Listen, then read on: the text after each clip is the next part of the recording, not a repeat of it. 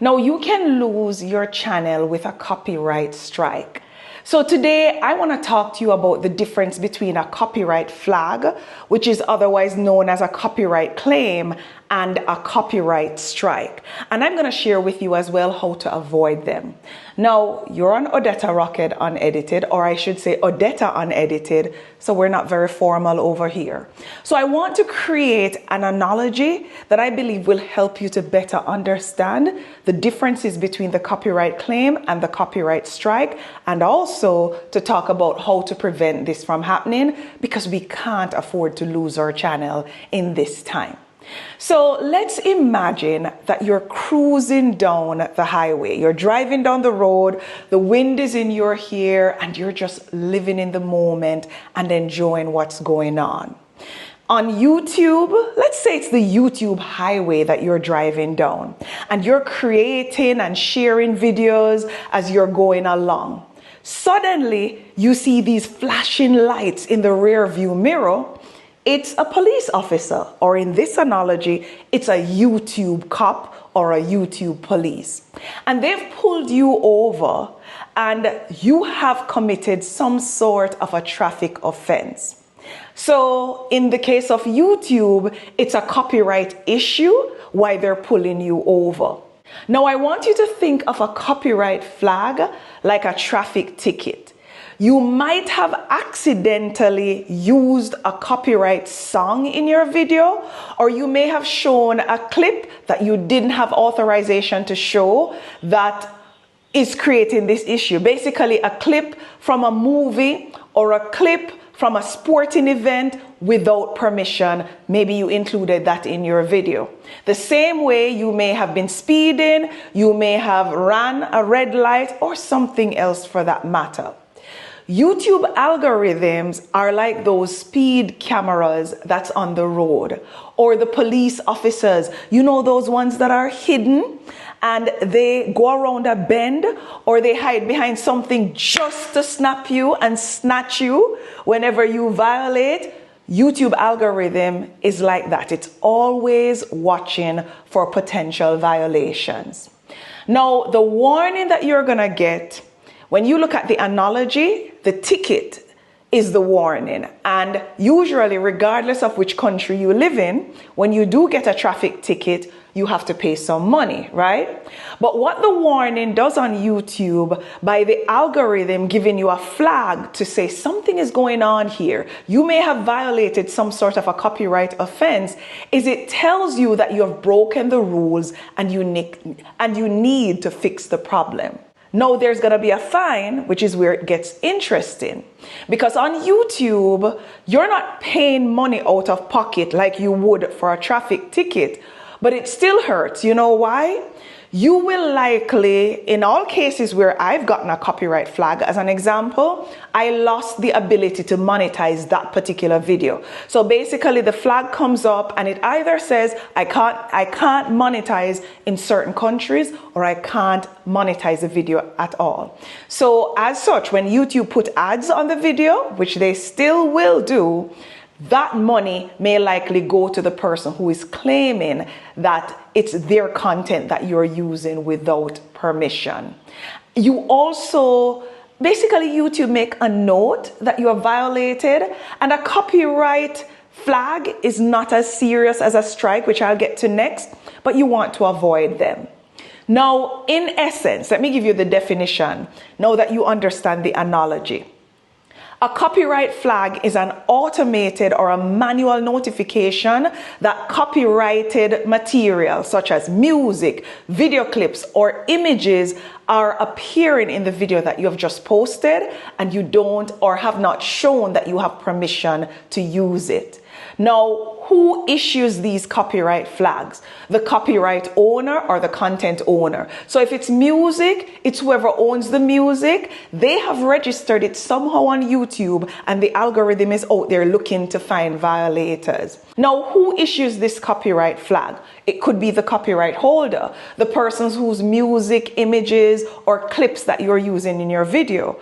But YouTube also has what's referred to as its content ID, which is the YouTube automated system that can also detect these copyright violations and issue a copyright claim or a copyright flag as well. And like I said earlier, the consequences are that the person who owns the copyright, they'll make the money from that video. It won't be you, so it's not worth your while, in my opinion. The copyright holder can also track your video's viewership statistics, meaning they can see what's going on in your YouTube studio. And in some cases, the video might be blocked in certain countries, as I mentioned earlier. And while a copyright claim does not affect your channel's standing, it's not as serious as a copyright strike, you still want to avoid them, is my opinion.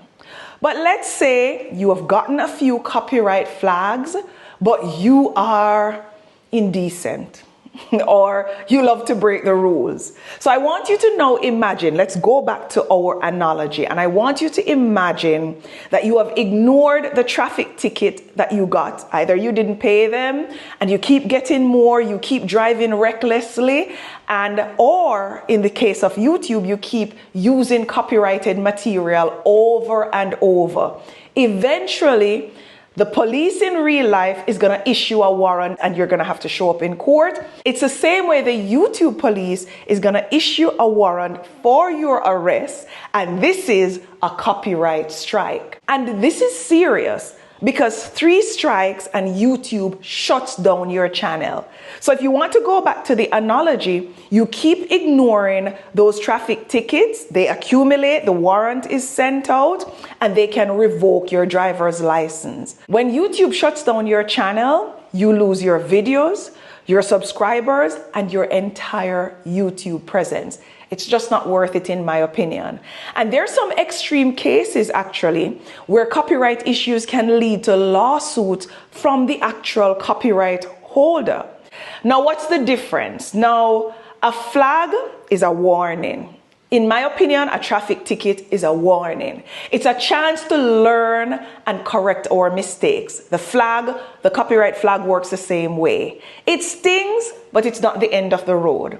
I have gotten a few, like I said earlier, from music that I use when I just started YouTube that I didn't have authorization for. And in some cases, I appealed it because you're going to get the notification in your YouTube studio. You can click to see the details of the copyright flag, and then you can fix it because you'll have an opportunity in some cases to remove it from the video even after the video is posted. Just follow the instructions. You can mute that part of the video if it's copyright music or copyright audio, and there are different things that you can do to fix it without having to take down your video that's already posted. Now, the copyright strike, on the other hand, like I said, that's where things get serious because 3 and your channel goes.